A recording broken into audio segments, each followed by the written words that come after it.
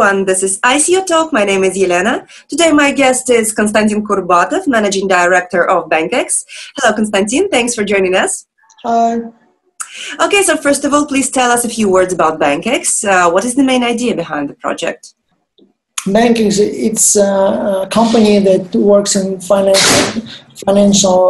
technology and in finance and technology, and we want to connect blockchain technology and finance. The BANKEX, it's like umbrella for different projects, but main focus is on tokenization. And tokenization, it's making real assets as a digital assets. And our technology helps current financial institutions to make their assets as a digital assets. Okay, and tell us more about this tokenization. What assets can be tokenized, and what is the main problem that this tokenization solves, actually? Tokenization, it's making assets more transparent. So it's not dependent on concrete or particular asset to be tokenized, but every asset have their its own options, its own features, and we need to develop special way to tokenize each asset. So we decided to tokenize financial assets, so it's loans, mortgages, and assets like that, because it's more it's less complicated than tokenize cars or buildings, but eventually we will come to real assets like factories or production companies. Okay, I see. And what is this Proof-of-Asset protocol, which is also a part of your project? Tell us about it. It's exactly about transparency. So imagine you have a loan portfolio and you want to sell it to someone. Someone wants to know what this portfolio consists of, how it paid, and what the assets stay behind them. So what real people. And Proof-of-Asset protocol, it's the way to collect this information on real-time basis, or quite often, for example, 1 an hour or 1 a day, depends on portfolio, and record these data to the blockchain. So Proof-of-Asset protocol, it's the way to collect information from real assets, put it to blockchain, and keep it possible to read it from every point in the world, from anywhere, and so any investor could check if it's a real asset and how it performs. Okay, I see. And tell us a little bit about the history of the project. When was it launched, and what is the current stage of development of the project? Because it's a very interesting question, because we started from Bank as a Service, and it was 2 years ago from now, and we built some services for banks and for financial institutions, like in delivery, it's delivery of banking products to real people. But starting from this summer, we decided to go to tokenization, and I think it's like a second stage of development of the company. And we starting our token sale. It was a pre-sale. And this most important stage of our company, and now we collect about 40 million, more than 40 million from backers, and want to build tokenization platform around the world for institutions in different countries like Hong Kong, United States, Singapore, China, and now we entering to India. Okay, and what are your main differences and main advantages over other similar projects on the market, over your competitors, say? Most of tokenization companies, blockchain companies, concentrated on concrete way to tokenize assets. And that makes them very specific, and depends on the market of this tokenized asset or this asset if it's not tokenized for now. But we want to build a platform for that could be used by other people to tokenize their assets. So idea is that we build tools for people, not the tokens. Okay. And it makes us more like internet providers or maybe communication company than engineering company. Okay. But definitely we develop some products for people that could be used immediately. Okay, let's now proceed to the ICO itself. First of all, please tell us about the soft cap and the hard cap. The soft cap was changed to 10 million. What is soft cap? Soft cap is amount of money we need to start our project and to survive and make it all happens. So it was defined at $10 million and we collected it in 3 days. But the hard cap, there's two hard caps. First, it's a retail cap, and we already overreach it because of changing in Ethereum prices. But it was $40 million, and it's the amount we need to collect to develop for next 3 years.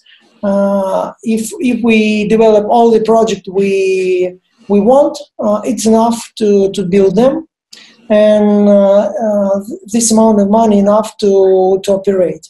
But if such products like tokenizing, trust service, and other services that could be found at our website, if they will be used very often, the ecosystem that we are building need more tokens to operate, and for that reason we have backup of 140 million extra tokens that could be sold to people, to institutions. It's not to people, to institutions that will be used. That will use our ecosystem for their needs. And so the next hard cap is about $200 million. Wow. But it will be developed. Yes, but it will be developed gradually. So it's not the money we immediately need to proceed.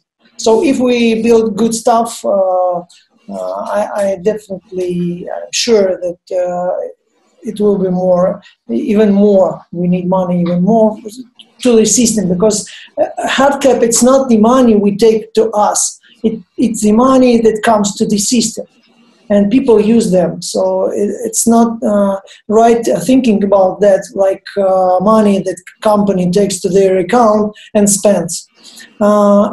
Idea is we need to put this money to the blockchain, and people use them as a currency in form of Ethereum or our own tokens, and yes, it will be circulated inside. So this money will be like backup for this circulation. Okay, to tell us about it, how can people use your tokens? Tell us about your tokens, and what are the key benefits of your tokens for the investors? There's many ways to how it could be used. The most important it's the way to pay for tokenizing, because we are building a platform and other people will tokenize. So it's not the way we earn these tokens, but these tokens will be paid to other people that will build this system to tokenize or to check assets. And other ways how tokens could be used, it's using our services. Our services again could be found at our website. It's more than 20, and I think the very first is trust service. It's the way to people record their agreements into the blockchain, and it's like notary for agreement. So you could put it to the blockchain, and no one will change it or forge it. So you could prove that there is agreement, and it was exactly this way. I think it's very first. The second big challenge for us, it's a plasma protocol. It's extension for Ethereum. Even Vitaly Buterin tell about us because it's very, very important improvement for Ethereum. It's like a sub blockchain that could be operate even 1,000 or even 100,000 operations per second. So it's high frequency blockchain with low or no cost of transaction. So it's very important improvement, and we need to build this technology to allow people to exchange their tokens, their asset tokens among them. So it's the second how our tokens could be used. Okay, I see. And tell us a few words about the team of the project, please. Well, I'm proud of our team because every person we have a good background. It's not only technical team, but our technical team one of the best, I believe. But even marketing or even managers, it's including me and Igor, it's all people from having entrepreneurship in their background. Also, we all work in finance.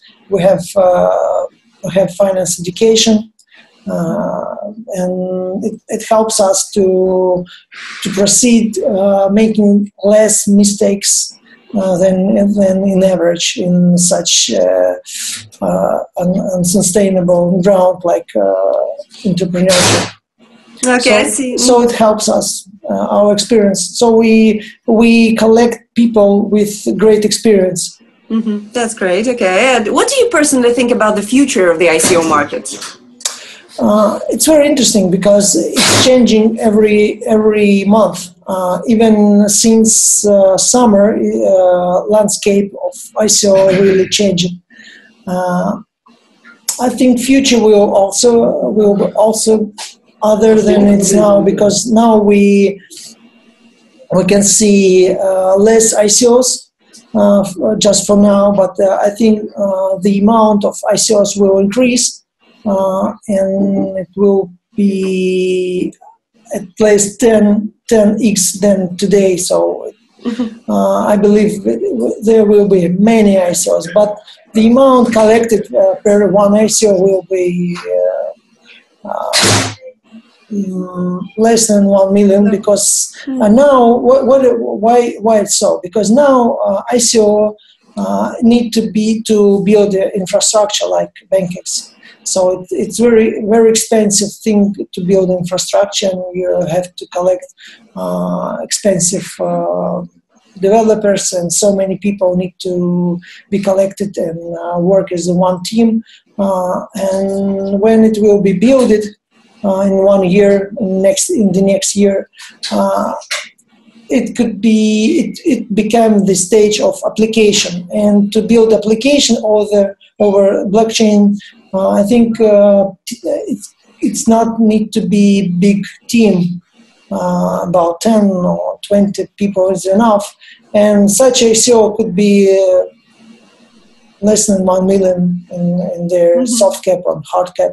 So there will be more ICOs, but less in their hard caps and soft caps. That's interesting. Okay, and just to sum it up in 1 or 2 sentences, in very brief, why should I invest in BANKEX? Because we building a good thing and very useful for other people. So if you believe in blockchain and blockchain technology, you have to help us to make it happen. But if with that, We believe that our backers became with us as helpers for other people, as small entrepreneurs, and they risking with us, giving us money and giving us their help or some qualification. And they so if you want to invest to blockchain, and you may do it with us, and it helps you, and you will earn money by using our blockchain technology and our blockchain platform to your own business. Okay, sounds great. Then, Konstantin, thank you so much for this interview and for being with us today. Okay, thank you. And I remind you that today my guest was Konstantin Kurbatov, Managing Director of BANKEX. Subscribe to our YouTube channel and watch more interesting videos. Bye-bye.